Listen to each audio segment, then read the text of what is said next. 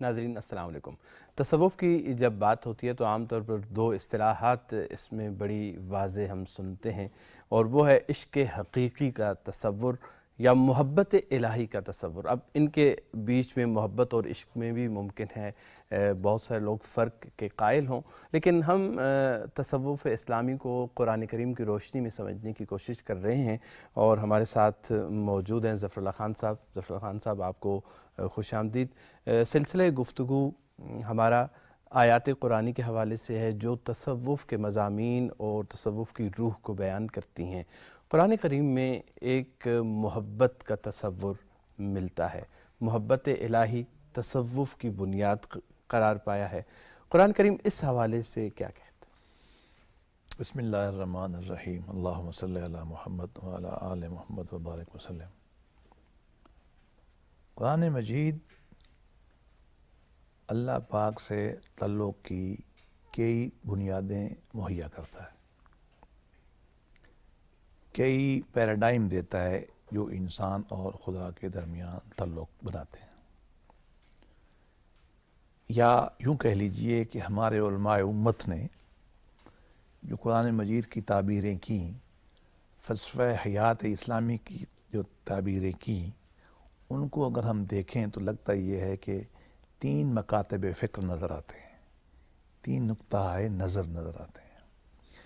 ایک نقطہ نظر یہ ہے کہ انسان اور خدا کا رشتہ حاکم اور محکوم کا ہے، وہ اس نے حکم چلانا ہے، ہم نے حکم لے لینا ہے اس کا، اسی سے سیاسی نظام بنتے ہیں اور اس طرح چیزیں چلتی ہیں۔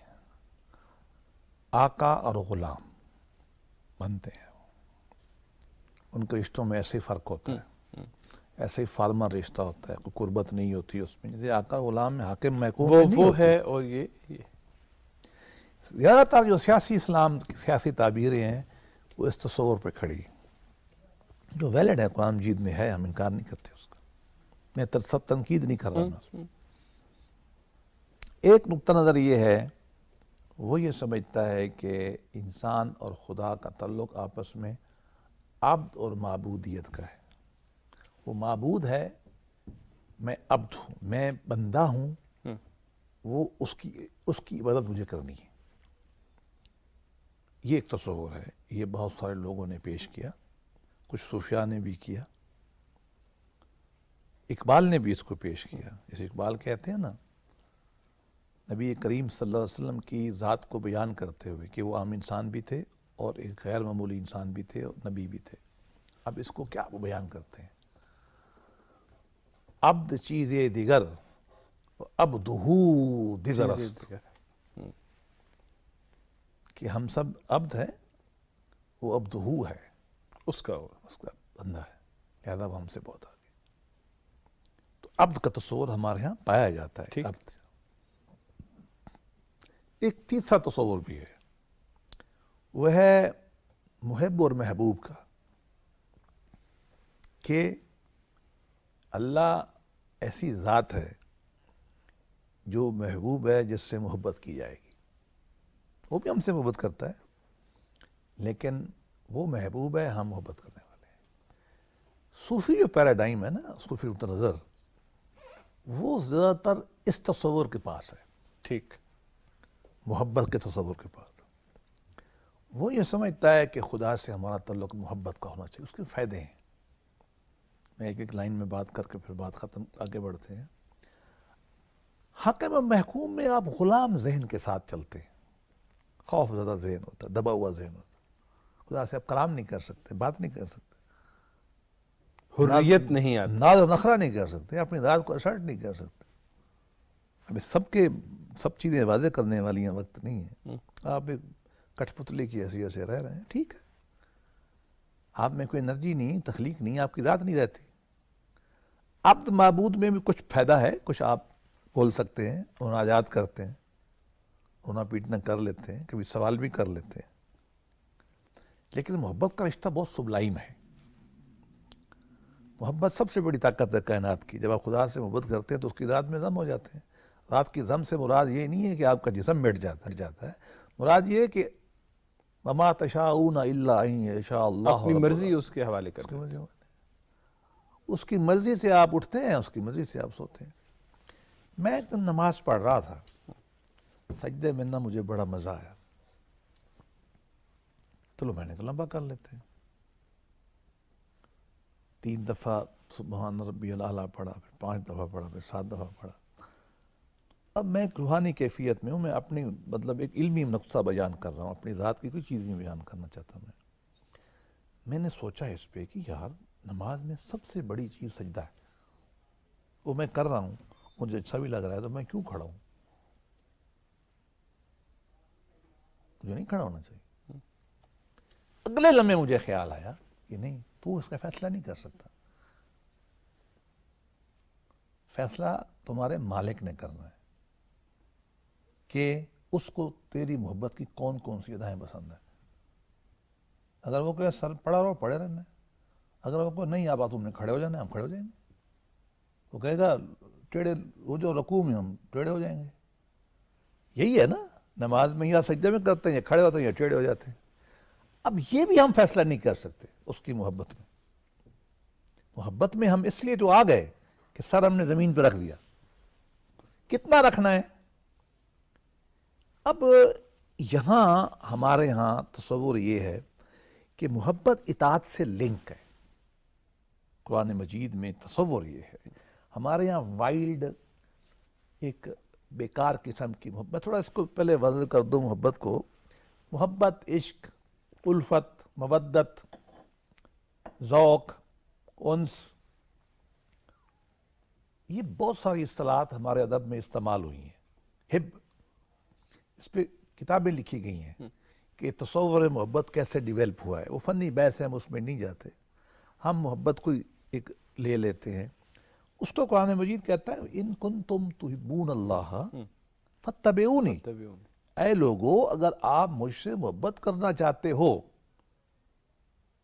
تو پھر میری بات ماننی پڑے گی، پھر اطاعت کرنی پڑے گی۔ تو اب ہمارے ہاں اطاعت اور محبت کٹھی ہے، لیکن اس کا فرق ہے کیسے۔ اگر ایک آدمی محکوم بن کے عبادت کرے گا، وہ ڈیوٹی پوری کرے گا، جیسا کہ گدھا ہوتا ہے نا، اس پہ آپ اینٹیں لاتے ہیں، لادنی پڑتی ہیں اس کو، وہ شام کے بعد وہاں کر کے وہ بیٹھ جاتا ہے اور وہ کام تو کر ہی رہا ہے۔ پھر اس طرح کی نماز ہوتی ہے، اس طرح کی اطاعت ہوتی ہے،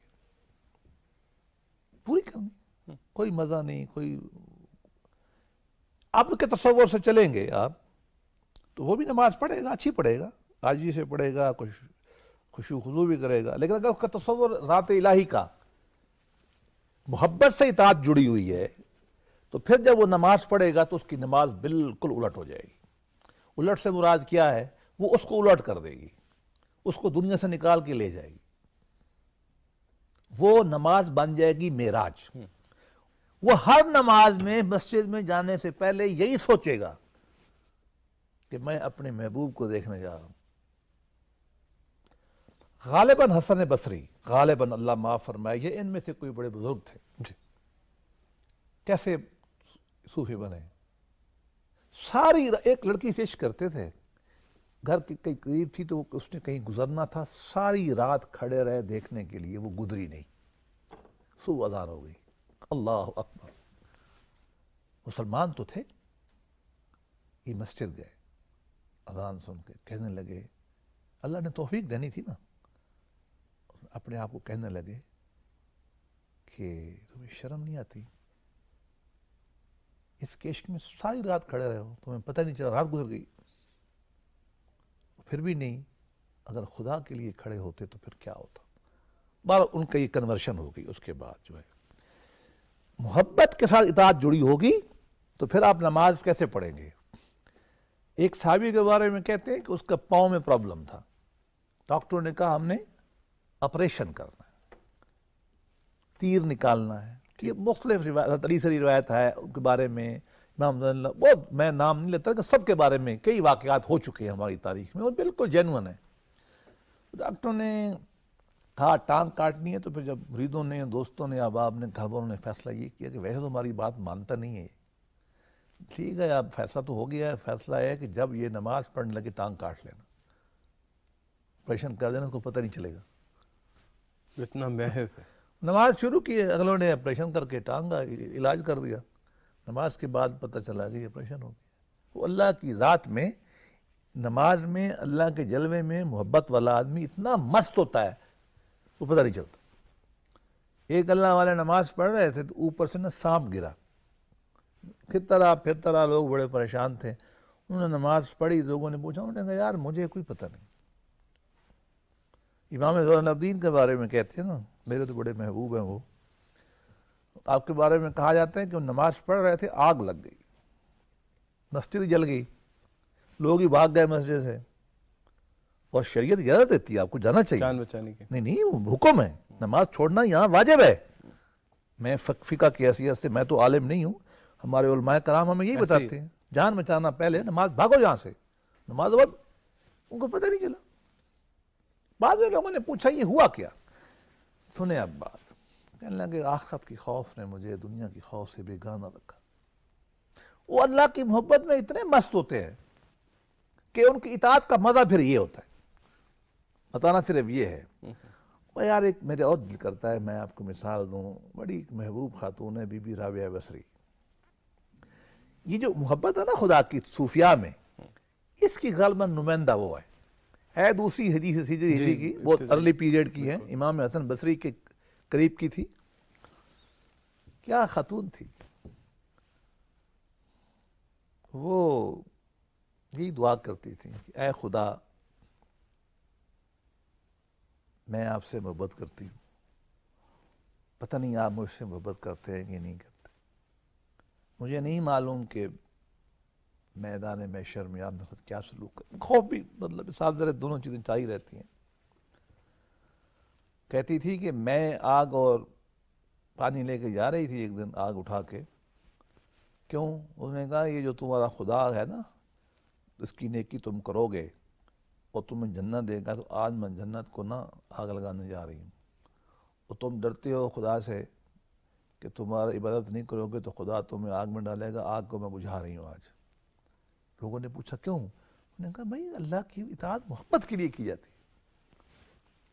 تو ان کنتم تحبون اللہ فاتبعونی، اللہ سے محبت واجب ہے. صوفی اسی پیراڈائم کو یقین رکھتے ہیں اور اس سے اپنی اطاعت کو وہ اعلیٰ درجے پہ لے جاتے ہیں. طاعت میں تا رہے نہ میں انگبی کی لاج، دوزخ میں لا کے ڈال دو کوئی بہشت بہشت. یہ کبھی بیان کریں گے اس کا مفہوم. غالب کا کیا بات ہے. غالب کہتا ہے کہ بھائی اگر اللہ کی اطاعت کرتے ہوئے اللہ کی رضا آپ کے ذہن میں نہیں ہے، اللہ مقصود نہیں ہے، یہ دوزخ جنت کو آگ لگا دو، ہمیں نہیں چاہیے. کبھی آئیں گے بعد میں اخلاص پہ، جب آئیں گے نا پھر اس وقت دیکھیں گے. لیکن صوفی اللہ کی عبادت محبت سے کرتا ہے. اس محبت کے ساتھ آپ نے ایک ہلکا سا اشارہ کیا، میرا یہ خیال ہے کہ اس بات کو واضح ہونا بڑا ضروری ہے، اور کہ ایک خوف بھی شامل ہے. محبت کے ساتھ خوف کیسے، اور کیا محبت انسان کو خوف سے آزاد نہیں کر دیتی؟ بالکل کرتی. دیکھیے انسان کے اندر سارے جذبے فطری ہیں، محبت بھی ہے، خوف بھی ہے. خوف کے بغیر انسان زندہ نہیں رہ سکتا. خوف کے بغیر انسان کام نہیں کرے گا، زندگی نہیں بچائے گا. ضروری ہے اس کے لیے خوف کا، فیئر کا جذبہ. سائنس یہ کہتی ہے، ڈاکٹر یہ کہتے ہیں. وہ جب قدرت نے رکھ دیا، سروائیول انسٹنکٹ جو ہے نا وہ سب خوف پہ کھڑی ہوتی ہے. زندگی کی بقا کی جو خواہش ہے نا میری، وہ خوف پہ کھڑی ہے ساری کی ساری. وہ ضروری تھا. اب کیا کرنا ہے؟ اب اللہ اس کو بھی استعمال کرتا ہے. اتقوا اللہ، اللہ سے ڈرو. اتقوا اللہ حق تقاتے ہی، اللہ پاک سے ایسا جیسا اس کا حق ہے. اور بہت ساری چیزیں جو ہیں اب دوسری سائڈ پہ بھی بیان کیا. دوسری سائڈ بھی ضروری ہے، پھر اس کو کھولتے ہیں. الا ان اولیاء اللہ لا خوف علیہم ولا ہم یحزنون. اللہ کے نیک لوگ وہ ہیں، وہ خوف نہیں ہوگا. اب آئیے دونوں کو کیسے اکٹھا کرتے ہیں. اگر میری فطرت میں کمزوری ہے اور میں اگر محبت کے اعلیٰ بنیاد کے اوپر، واحد بنیاد کے اوپر رشتہ قائم نہیں کر سکتا، تو پھر دوسری بنیاد پر اللہ سے تعلق کی خوف ہے. اللہ کی بنیاد کی خوف ہے. کچھ لوگ ایسے ہوں گے جو صرف رابعہ بصری ہے، وہ محبت پہ چلیں گے. ابو السعید ہے وہ صرف محبت چلائے گا. باعث بستامی ہے وہ دو خوف میں بھی آئے گا اس میں بھی آئے گا. اور بعض لوگ صرف خوف پہ رہیں گے جو آج کل غلبہ ہے. آج کل ہمارے تصور دین پہ خوف کا بڑا غلبہ ہے. ذرا سی بات اللہ تمہیں دوزخ میں ڈال دے گا, اوے اللہ ناراض ہو جائے گا, اوے تم کافر ہو جاؤ گے. یہ سب یہ جو تصور خوف ہے نا یہ اس کا غلبہ ہے. ایک درمیان میں بھی ہوتا ہے کہ خوف بھی کرنا ہے اور یہ بھی کرنا ہے, رجا بھی. خوف اور امید وہ کیسے نہیں, وہ رجا اور چیز ہے, محبت اور خوف ہم اس معنی میں لیں. ٹھیک. یقیناً اللہ بڑا ہے, میری کوئی گارنٹی نہیں ہے کہ ساری زندگی میں سجدے میں پڑا رہا اور اللہ اس کو قبول کر لے. نہیں, ایسی نہیں. مجھے اللہ کی رحمت درکار ہے صوفی تصور میں, کیونکہ اللہ کے نبی خود یہ فرماتے ہیں کہ میں بھی اللہ کی رحمت سے جاؤں گا. اللہ بے نیاز ہے. قل هو اللہ احد اللہ الصمد. اللہ بے نیاز ہے, بے پرواہ ہے. اس کے لیے لازم نہیں ہے اس کی تعریف میں کہ وہ میری ہر بات مان لے. جب مجھے یہ بھی پتا ہے کہ اللہ قہار ہے, جبار ہے, تو پھر مجھے محبت کے ساتھ خوف بھی رکھنا ہے. وہ کامن آدمی جو ہے نا, کامن مین, وہ خوف پہ چلتا ہے. لہذا خوف بھی خدا سے ڈرانا ہے. صوفی کیا کرے گا؟ صوفی محبت اور خوف کو ملائے گا. کسی لمحے اس پہ محبت کا غلبہ ہو جائے گا, کسی لمحے اس پہ خوف کا غلبہ ہو جائے گا. ہم اس کو فنی لحاظ سے احوال کہتے ہیں, حال. کبھی حال محبت میں غلبہ ہو جائے گا, کبھی حال خوف کا غلبہ ہو جائے گا. کچھ اسی میں کرتے کرتے فوت ہو جائیں گے, کچھ پہ ایک کا زیادہ غلبہ ہو جائے گا. ابھی میں آپ کہے تو مثالیں دے دوں. جی ضرور ضرور. اب دیکھیے بی بی رابعہ بصری, ان کو محبت کا غلبہ تھا, وہ خوف کی بات ہی نہیں کرتی. وہ کہتی ہے مجھے قطعاً دلچسپی نہیں ہے جنت و دوزخ کی, ہے خدا مجھے آپ چاہیے, مجھے آپ کی محبت چاہیے, بس آپ اس کو قبول فرمائیں. یہ ان کا ایک رویہ ہے. آئیں آپ خوف میں آئیں. ایک بہت بڑے بزرگ ہیں, انہوں نے قرآن پاک کی یہ آیت پڑھ رہے تھے نماز میں, وَامْتَازُوا الْيَوْمَ أَيُّهَا الْمُجْرِمُونَ, کہ میدان محشر میں خدا یہ کہے گا کہ اے مجرمو تم الگ ہو جاؤ. ساری رات اسی کو ریپیٹ کرتے رہے اور روتے رہے, ساری رات ریپیٹ کرتے اور آگے نہیں بڑھ سکے. یہ بھی ایک کیفیت ہے ان کی, وہ بالکل جنون کیفیت ہے. یہ میں نہیں کہہ رہا کہ ان میں محبت نہیں تھی, اس وقت ان کے اوپر خوف کا غلبہ تھا, ہونا چاہیے. اب آئیے, ایسے ہمیں صوفیاء ملتے ہیں. باعث بستامی کے بارے میں کہتے ہیں, یہ میں نے پہلے بھی کہا, آج پھر عرض کر دوں, دو بڑے صوفی ہیں دنیا میں جو امام ہیں تصوف کے, باعث بستامی, جنید بغدادی. جنید بغدادی یہ کہتے ہیں کہ باعث بستامی کا صوفیاء میں وہ مقام ہے جو فرشتوں میں جبریل کا ہے. تو اتنے بڑے وہ صوفی ہیں. ان کے بارے میں کہتے ہیں کہ مسجد میں بیٹھے ہوتے تھے, جب اذان آتی تھی اللہ اکبر, ان میں ایسی خوف سے جزری طاری ہوتی تھی, لگتا تھا کہ ان کی ہڈیاں آپس میں ٹکرا رہی ہیں اور ٹوٹ جائیں. اور یہ وہ شخص ہے جو کھڑے ہو کے اپنی قوت سے خدا سے کلام بھی کرتا ہے. کبھی وقت آئے گا ہم بتائیں گے.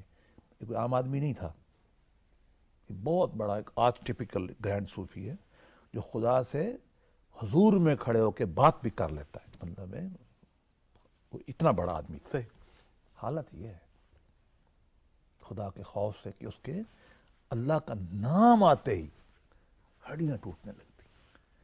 تو پھر کبھی کبھی محبت کا جب موقع ہوتا ہے, ادھر کیفیت میں ہوتے ہیں, تو وہ کہتے ہیں بس اللہ آپ میرے ہیں,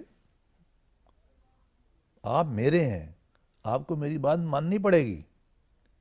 اور خدا میں اتنی مروت ہے اور اتنی محبت ہے, ان کی بات مانتا ہے. یہی دعا ہے نا لوگوں کی, یہی کرامت ہے. اور یہ حدیث سے کیا مفہوم ہے اس کا؟ وہ یہی ہے. حضور پاک فرماتے ہیں اللہ کے نبی ایسے لوگ ہوں گے ان کے چہرے پریشان، بال اکھڑے ہوئے، جسم پہ اوپر کھرجیاں پڑی ہوئیں، انرولی فرینڈز انگریز کہتے ہیں نا. جب وہ دعا کر دیں گے نا تو اللہ پہ لازم ہو جاتا ہے ماننا. لازم حکم نہیں ہے اللہ، مطلب ان کی مان بات رکھتا کو ہے. ٹھکرائی نہیں وہ مان رکھتا ہے اپنے دوستوں کا. وہ اللہ معاف کرے، وہ کیسے نہیں رکھے گا. کہتے ہیں نا ایک قحط پڑا بلخ میں، تو ایک نوکر تھا کسی کا، وہ موٹا تھا، آرام سے پھرتا تھا، سارے لوگ پریشان تھے. وہ ایک دن مجھ جیسے کسی دانشور نے اسے پوچھا، وہ تمہیں شرم نہیں آتی، ہم بھوکے مر رہے ہیں، تو بڑا بھوک کا خوف ہے، گندم ہے نہیں، پتہ نہیں کدھر، تو ہنستا کھیلتا پھرتا رہتا ہے. وہ کہتا یار مجھے کیا خوف ہے، میں نوکر ہوں فلاں بندے کا، وہ امیر آدمی ہوں، بڑا خیال رکھتا ہے، یہ اس کا کام ہے خیال کرنا، میں یوں کروں. صوفی یہی سمجھتے ہیں اگر وہ نوکر اپنے مالک پر اتنا اترا سکتا ہے کہ مجھے کیا فکر ہے، ہمیں اپنے خدا پہ کیا فکر ہے. یہ ان کا محبت کا یہ رشتہ ہوتا ہے کہ وہ جب بھی اللہ کے پاؤں پکڑ لیں، میں مثال تلمیح دے رہا ہوں، جو بھی سر جھکا دیں، وہ اللہ ان کا ادب اور پیار کرتا ہے. تو ایک طرف ان کے اوپر اتنا محبت کا غلبہ ہوتا ہے کہ خدا کی شخصیت کو وہ اپنا سمجھنے لگتے ہیں کہ یہ میری ہے، میں ہوں، مجھے قوت حاصل ہے. ایسی مناجات پڑھیں، امام حضرت علی کی مناجات پڑھیں، امام زین العابدین کی مناجات پڑھیں، مناجات صحیفہ سجادیہ پڑھ لیں، صحیفہ سجادیہ، صحیفہ کاملہ پڑھ لیں، ابو سعید الخیر کی مناجات پڑھیں، خواجہ عبداللہ انصاری کی مناجات پڑھیں. چلیں چونکہ اس کے ساتھ ہی ہمارے تو پروگرام وہ یہ کہ وہ اللہ سے بالکل ہم کلام ہیں، ادھر پھر خوف ہے، دونوں یہ ملا کے چلاتے ہیں. بہت بہت شکریہ ظفر اللہ خان صاحب. سلسلے گفتگو ظاہر ہے یہاں پر عارضی طور پر تو رکے گا، لیکن انشاءاللہ آگے بڑھیں گے اور مزید اس باب میں سمجھنے کی کوشش کریں گے. تصوف کو اسلامی روایت کے اندر اس وقت ہماری جو بحث ہے وہ یہی چل رہی ہے، قرآن اور پھر قرآن کے بعد احادیث کی روشنی میں، اور پھر اسی طرح سے اس موضوع کو آگے بڑھائیں گے. فی الحال اجازت دیجیے، خدا حافظ.